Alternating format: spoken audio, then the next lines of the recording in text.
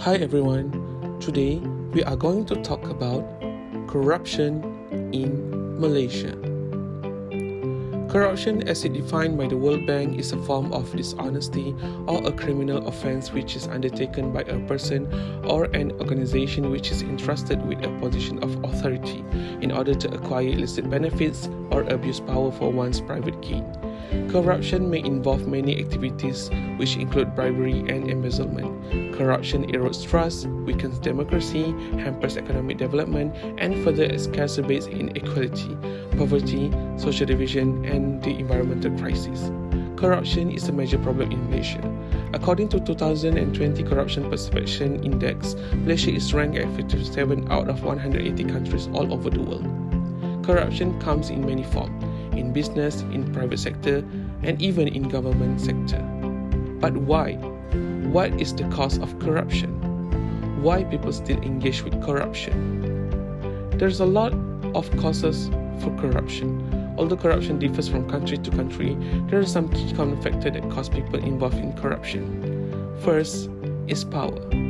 According to a study, most of the people in Malaysia agree that power can lead individuals to act corruptly. Power can be divided into three contexts: political power, authority power, and controlling power. Next is opportunity. Opportunity exists when there is a power. For example, procurement of projects related to the government sector caused by the person who sees opportunity by a corrupted management. The last one is moral impurity. Lack of integrity and greediness can be the cause why corruption still occur. What are the forms of corruption in Malaysia?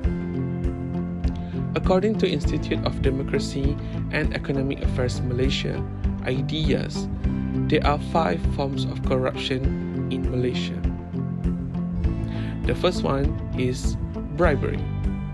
Construction industry in Malaysia is particularly being noted to involve with heavy bribery issue, all the way from the first stage of the development until the end of construction stage. This caused a lot of issue: project delay, overrun costs, project abandonment, and also defective works. Second one is extortion. Extortion is a crime in Malaysia.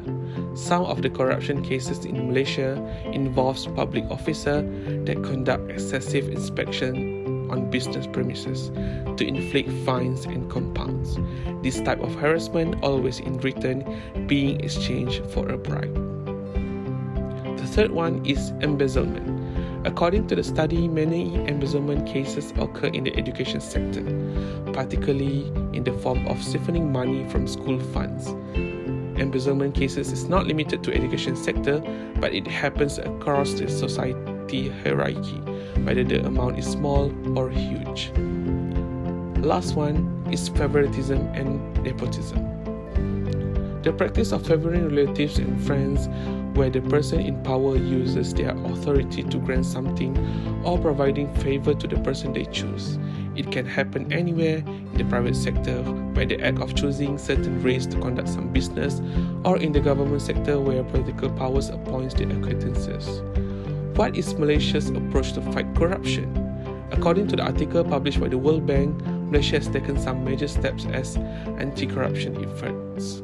NACP, or known as National Anti-Corruption Plan, has underlined some of the key initiatives that can help to improve Malaysia's transparency, as well as fighting corruption. Asset declaration for the Member of Parliament, reforming procurement process, with the introduction of Procurement Act, strengthen the judiciary system to expedite trials on corruption cases, improvement in Whistleblower Protection Act, and also the reforming of GLCs where political appointments is banned, are some of the key initiatives that has been planned in the NACP. As a conclusion, Malaysia still has a long way to go to combat corruption. There's a lot of challenges in order to fight corruption, but you can also play your part to fight corruption. It all starts with you. Speak up against corruption and break the change. Thank you.